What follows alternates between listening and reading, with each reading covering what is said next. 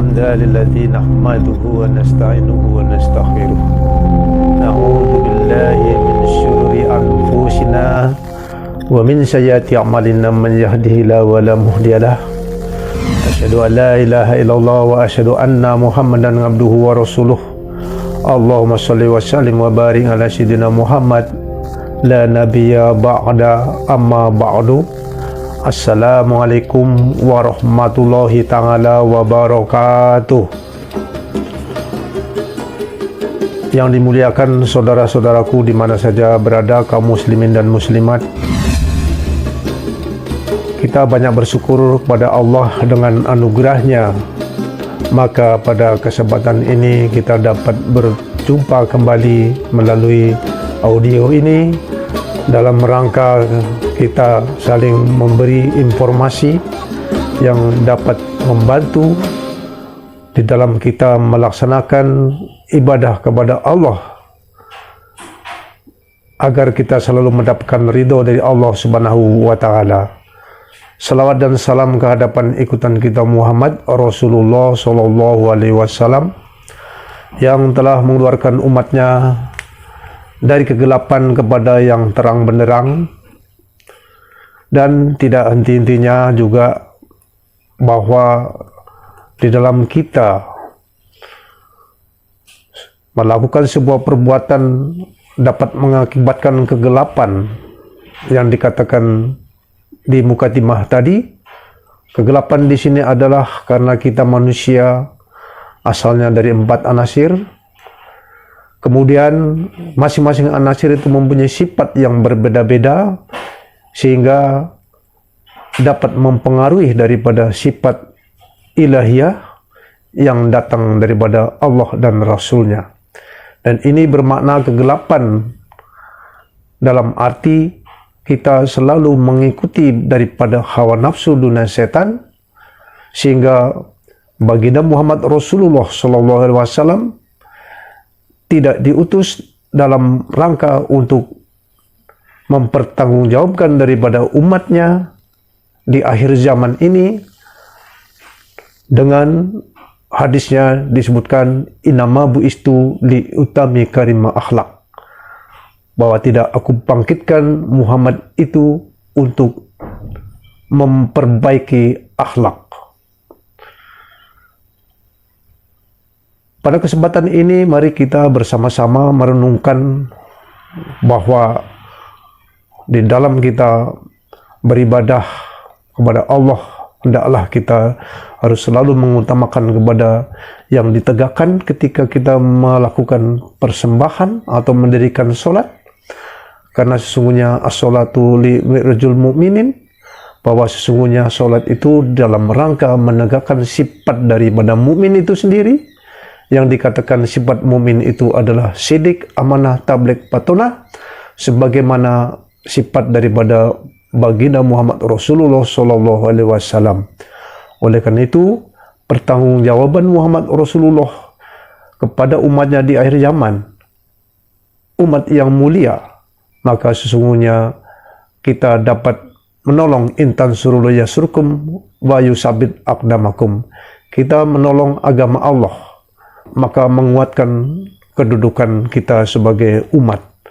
Di dalam hal ini kita harus kuat di dalam menghadapi segala apa-apa yang sedang kita hadapi, baik di alam fana ini sampai kepada alam di mana di situ alam kekekalan, sehingga kita wajib percaya bahwa di alam yang kekekalan nanti kita dapat bertemu kembali.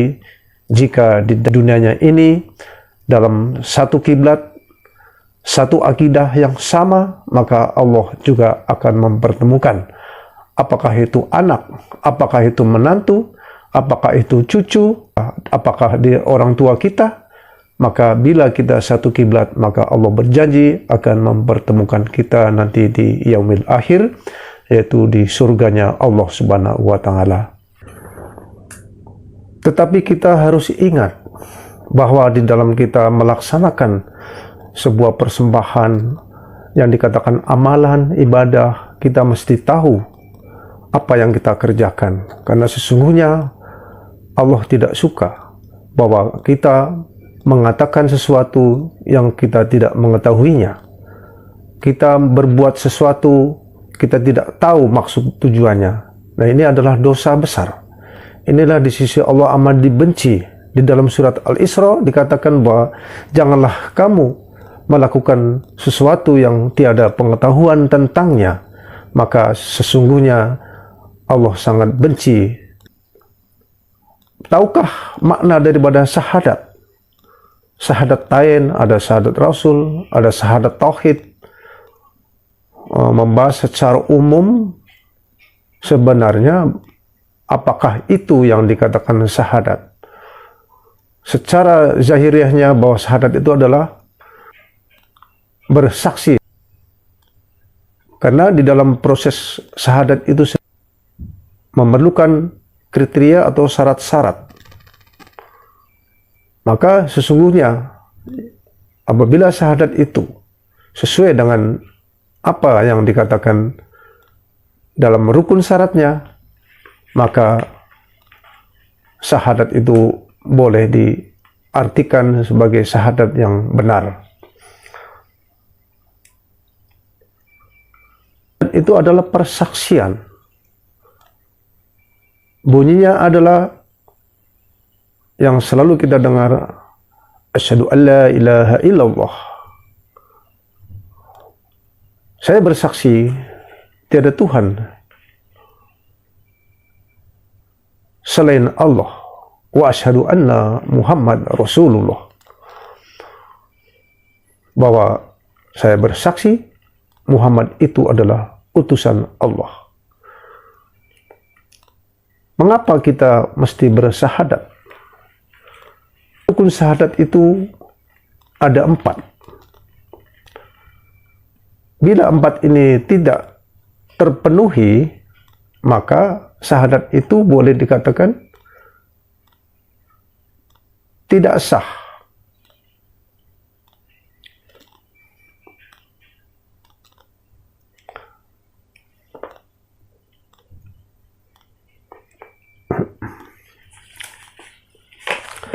Karena ini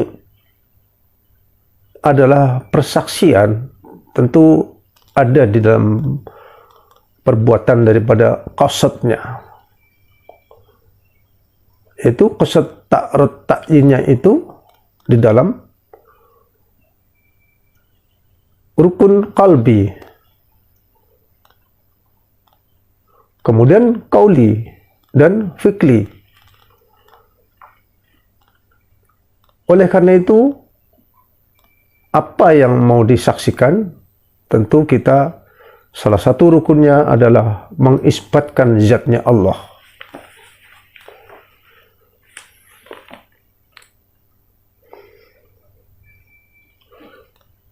Bagaimana cara mengisbatkan zatnya Allah? Bahwa Allah Subhanahu wa Ta'ala, Allah zat. Bagaimana kita cara mendeteksinya? Bahwa dengan rasa. Rasa itulah tidak bisa kita pungkiri. Api itu panas. Bukan warna yang kita lihat, bukan terangnya yang kita lihat, namun panasnya itu yang dapat kita rasa, yang dapat kita saksikan. Oleh karena itu, zat yang panas, jika kita melihat api, maka kita katakan api. Ketika api kita dekat, maka terasa panas. Berarti di dalamnya kita merasakan ada sebab adanya panas, sehingga kita yakin bahwa panas itu adalah api. Kalau kita bersaksi dengan Allah, Allah itu zat meliputi alam semesta. Bagaimana kita hendak melihat? Kalau dengan mata, dia tiada berwujud. Namun, kita dapat merasa zat Allah itu sendiri, laisa kamislihi, yang serupa dengan Allah itu ada dalam dirimu, ada di dalam manusia. Seumpama Allah ada di dalam dirimu, apa itu? Itulah ruh. Bagaimana ingin merasakan ruh? Kehadiran ruh. Kemudian bagaimana pula kalau tidak ada ruh? Orang tidur, ketika Allah memegang ruh yang dia ketika dia tidur,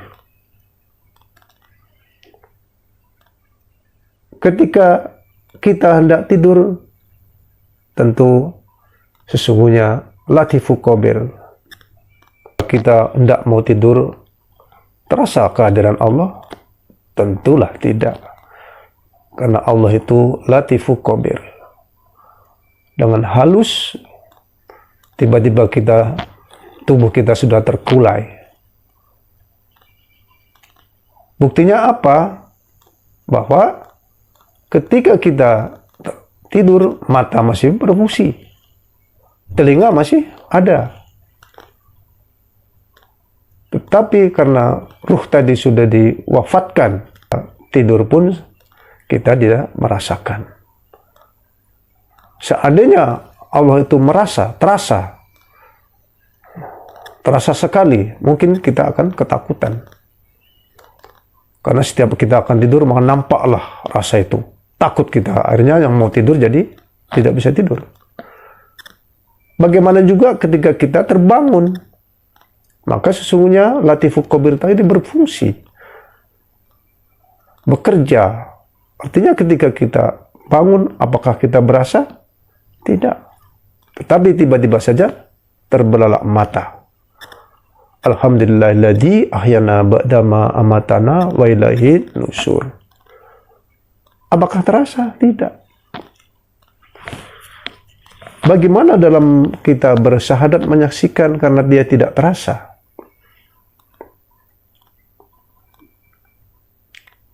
Namun kita sudah bisa dapat meraba bahwa Allah Zat Tunggal ini mempunyai sifat-sifat yang ada pada Muhammad.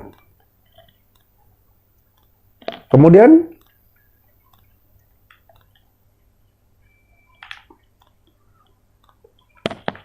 yang kedua, mengisbatkan sifatnya Allah.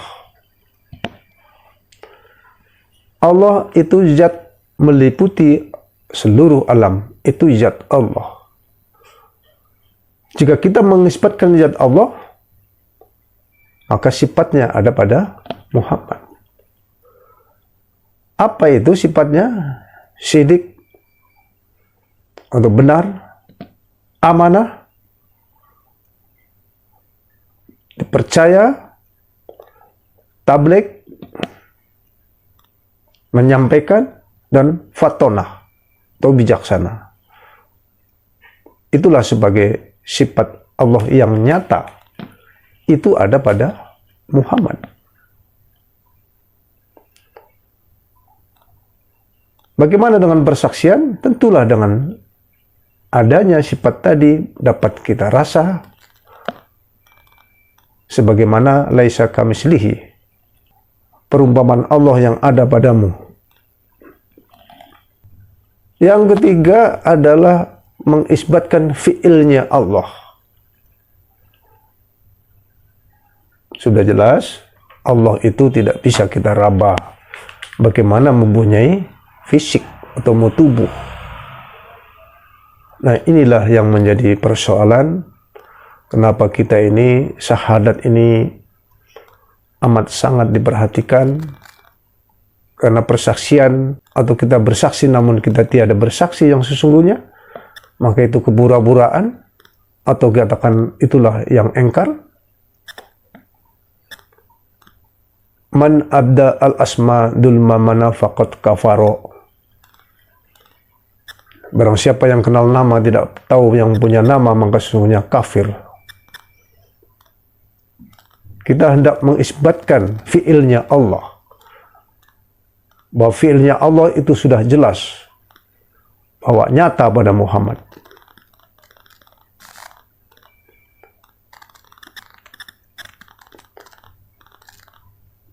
Bagaimana kita mendeteksinya? Kita perlu latihan agar kita dapat menyelami daripada fiilnya Allah itu sendiri yang ada pada Muhammad Rasulullah Sallallahu Alaihi Wasallam. Baru yang keempat, bahwa mengisbatkan kebenaran Rasulullah. Jadi ini dapat kita buktikan karena kita ini adalah sifatnya sama. Yang ada dalam diri kita ini yang dikatakan mukmin tadi sifatnya sidik, amanah, tabligh, patonah, sehingga kita dapat merasakan bahwa mengisbatkan daripada adanya Rasulullah, kebenaran Rasulullah itu sendiri mutlak nyata. Sehingga ketika kita bersaksi, maka di dalam persaksian itu wajib ain, wajib nyata. Oleh karena itu dari rukun syahadat tadi mesti kita penuhi terlebih dahulu. Baru nanti kita dapat mengucapkan dengan baik dan benar. Kemudian adanya sebuah dialog, karena persaksian itu adalah sama-sama antara yang disaksikan dengan yang menyaksikan, itu ada sebuah connect atau terjalin. Kita wajib yang tadinya goib menjadi wasyahadah, dizahirkan.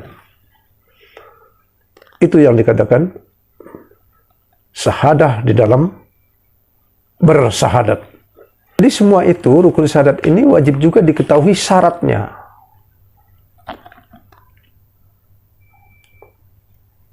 Syaratnya itu diketahui dulu. Apa yang diketahui? Ibarat kita ingin menjenguk seseorang, ingin melihat seseorang, tentu harus diketahui terlebih dahulu. Misalnya, saudara A atau si Fulan, oh orangnya seperti ini.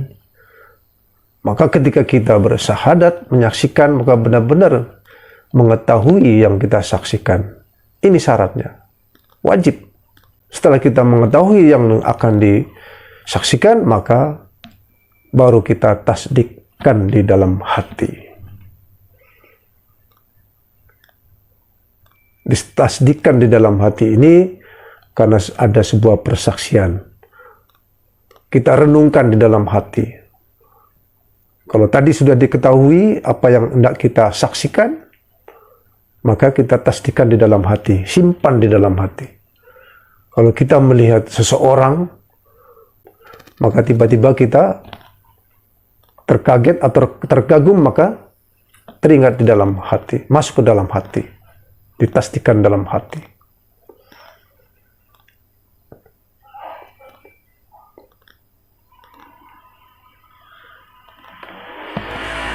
Setelah kita ditasdikkan di dalam hati, barulah kita ikrarkan dengan ucapan. Baru kita ikrarkan dengan ucapan atau dengan lidah. Pertama tadi kita sudah mengetahui syaratnya yang akan kita saksikan. Yang kedua, tasdikkan dalam hati, baru kita ucapkan melalui lidah. Kemudian baru diamalkan dengan anggota. Kalau di dalam kita bersahadat, apa yang diamalkan? Bahwa persaksian, yang dikatakan persaksian di dalam kita melaksanakan sholat, adalah persaksian kita mesti melakukan dengan anggota badan.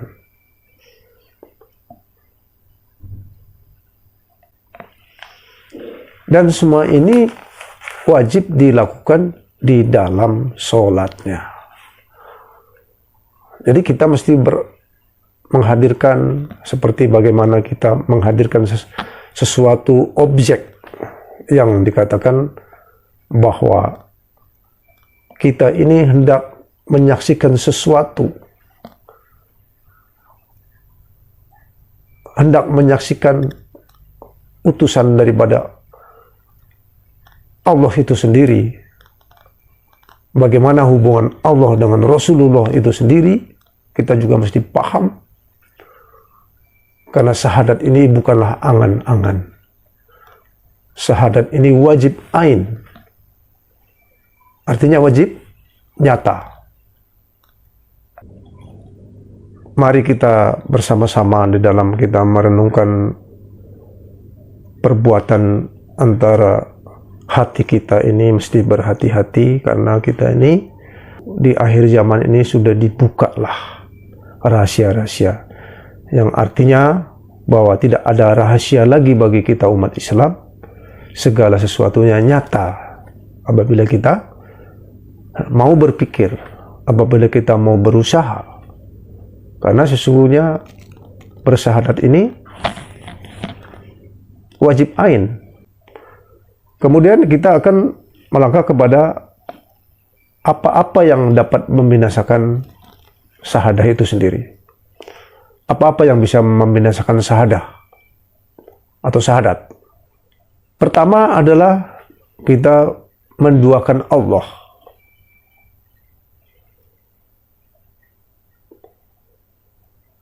Ini tidak boleh. Jangan kamu menserikatiku dengan yang lain. Menduakan Allah.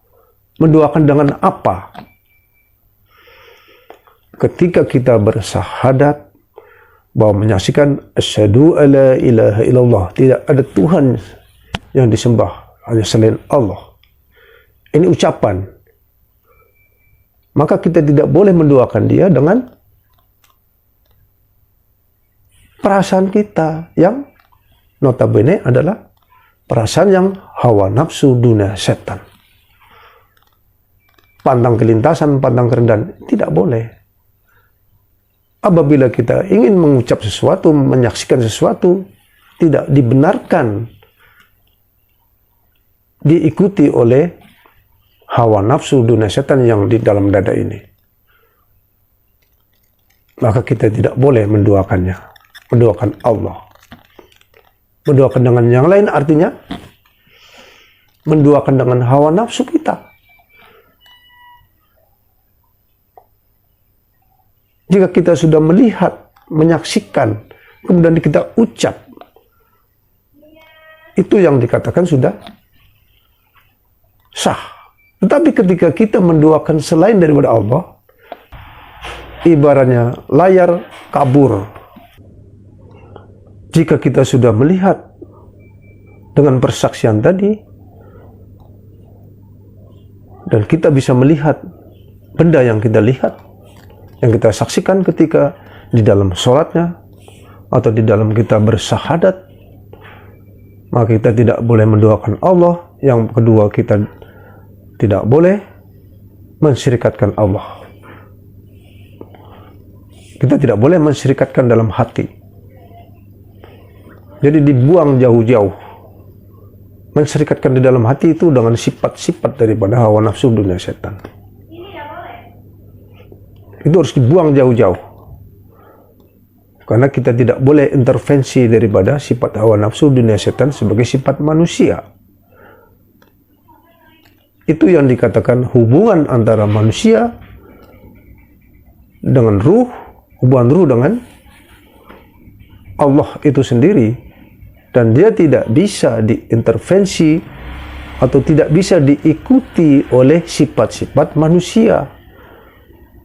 Sebagaimana diterangkan innal insana li rabbihi lakanut, bahwa manusia itu adalah ingkar kepada Tuhannya. Maka ketika kita bersyahadat, sudah jelas-jelas dia ingkar kepada Tuhannya, kemudian kita pula membawanya kembali ke tempat itu, tentulah dia akan terbakar.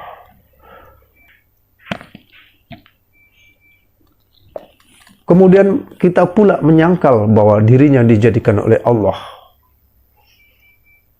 Ketika kita menyaksikan, ketika kita melihat Allah yang ada pada Muhammad, maka kita tidak boleh intervensi daripada sifat manusia, karena ketika kita melihat itu adalah yang ada kesucian, sifat kesucian daripada Allah itu sendiri. Apabila kita dibawa atau kita diikuti oleh hawa nafsu dunia setan, maka itu sama dengan mengkotori daripada kesucian itu. Oleh karena itu, akhirnya kita menjadi binasa. Ketika kita menyaksikan, kita tidak mengisbatkan zatnya Allah,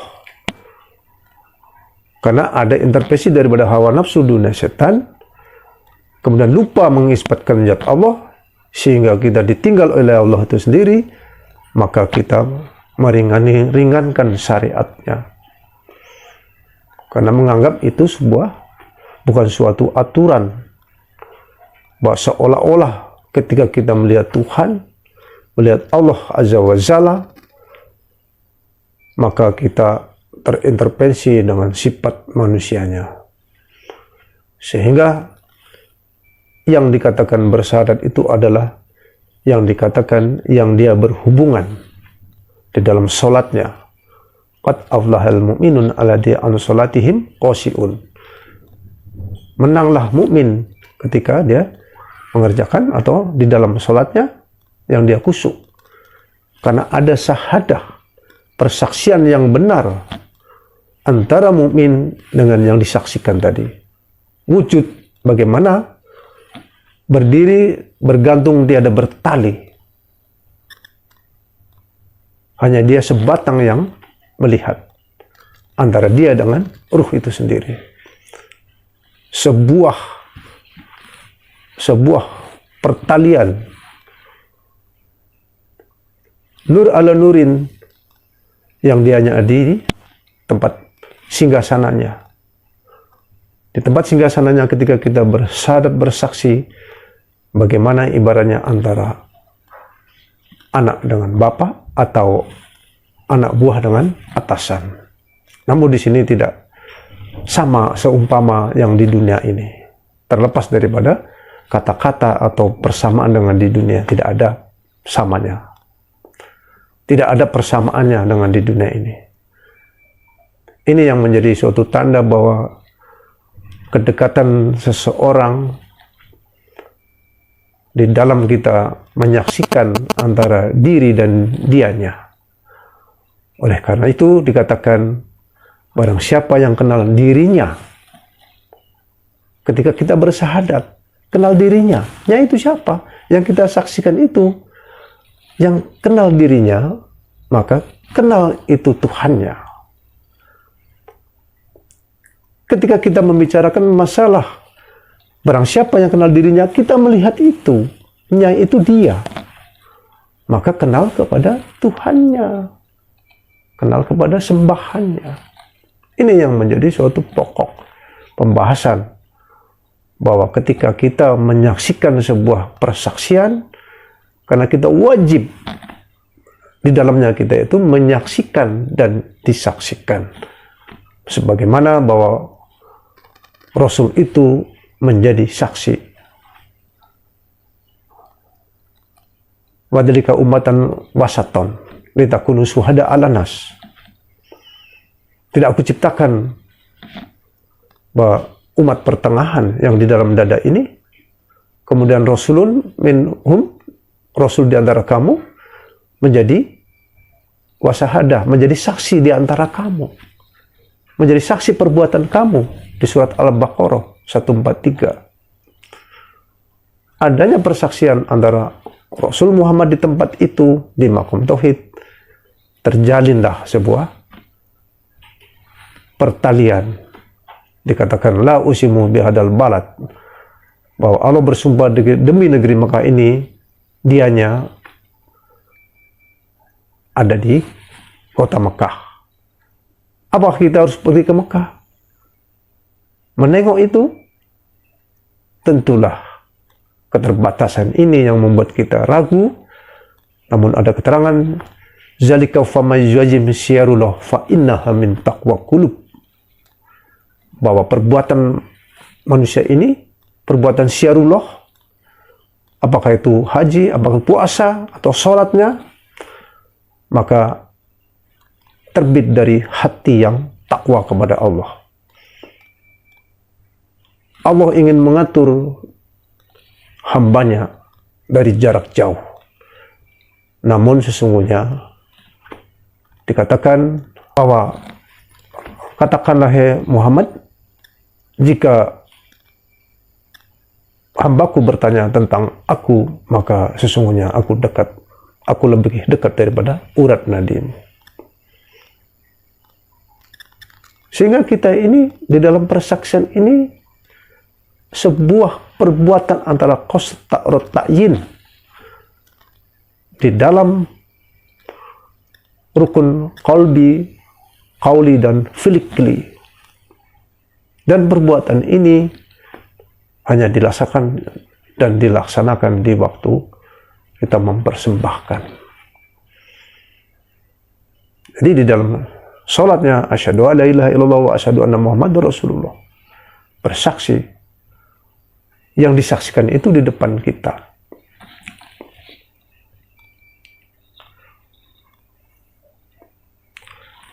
Oleh karena itu syarat sah bersyahadat itu menghadap kiblat. Kiblat atau maqam tauhid.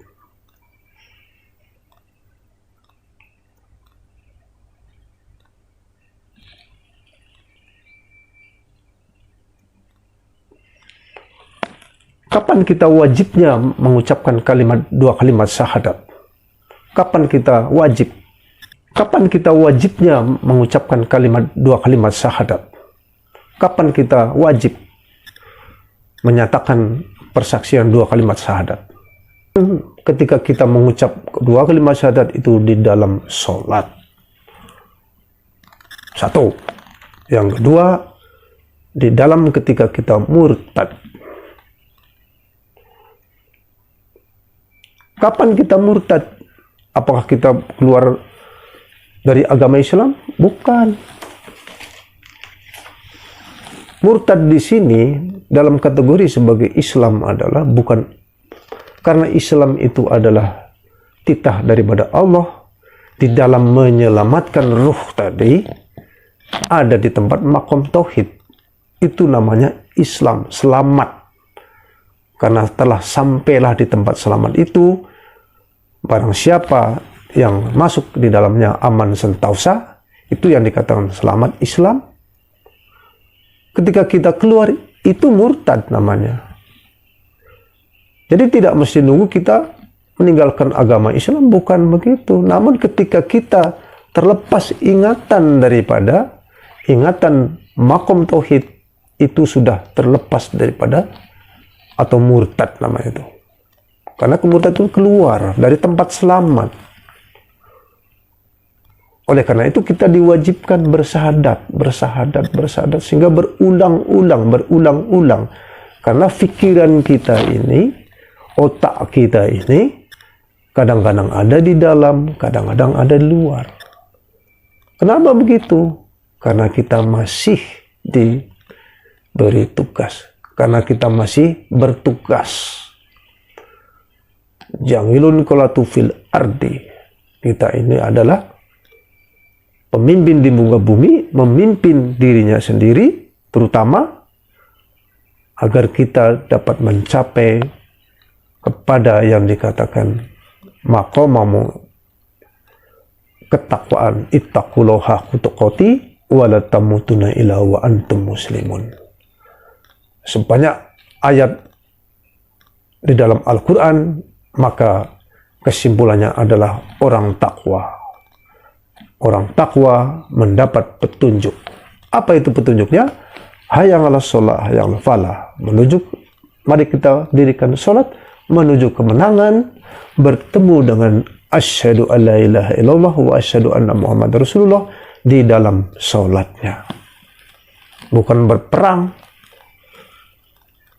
berperang dengan manusia lain, tetapi peranglah di dalam hati ini agar kita dapat membersihkan diri sebagaimana janjinya, yaitu bertemu di tempat yang telah engkau janjikan di dalam kita Apabila kita mendengar adzan, maka diangkat kita di tempat yang telah Engkau janjikan. Di mana itu? Di makom tauhid. Tidak lain adalah di Baitullah Masjidil Haram. Namun kita sadar bahwa tidak selalu ada di tempat itu, maka Allah memberi keringanan, maka dengan hakikat bahwa Allah itu adalah dapat mengatur hambanya dari jarak jauh.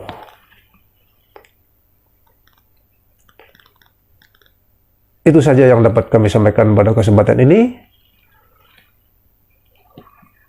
Apabila ada kata-kata yang menyinggung atau tidak berkenan, hanya kepada Allah kita minta ampunan dan tobat serta petunjuk. Saya sudahi dengan wabillahi taufik wal hidayah. Assalamualaikum warahmatullahi taala wabarakatuh.